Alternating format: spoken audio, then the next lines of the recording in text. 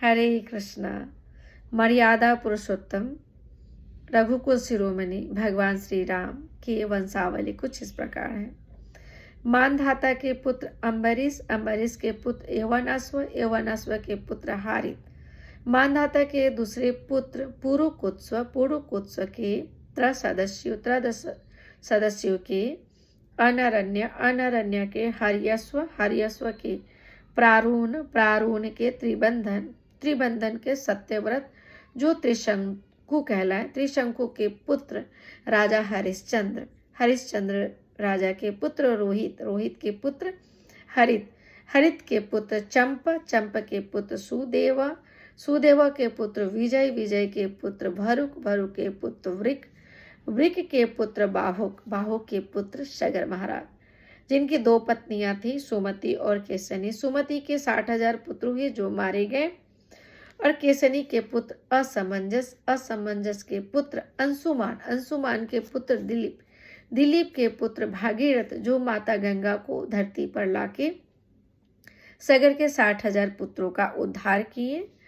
और इनके पुत्र हुए श्रुत, श्रुत के पुत्र नाभ, नाभ के पुत्र सिंधु द्वीप, सिंधु द्वीप के पुत्र आयुतायु, आयुतायु के ऋतुपर्ण, ऋतुपर्ण के पुत्र सर्वकाम, सर्वकाम के पुत्र सुदास, सुदास के पुत्र बालिक, बालिक के पुत्र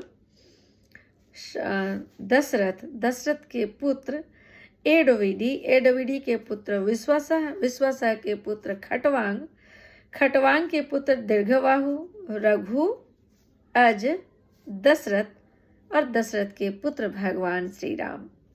तो खटवांग जो हुए इन वंशावली में वे भगवान के बहुत शुद्ध भक्त हुए जो देवताओं के पक्ष में असुर के विरुद्ध युद्ध कर कई बार विजयी हुए थे।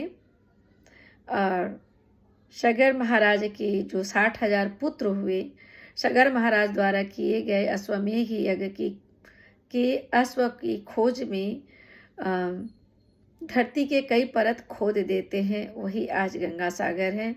और इन्हीं के वंशावली में भागीरथ महाराज माता गंगा को धरती पर लाते हैं, जिससे सगर के 60,000 पुत्रों का उद्धार होता है, जो भगवान कपिल के प्रभाव से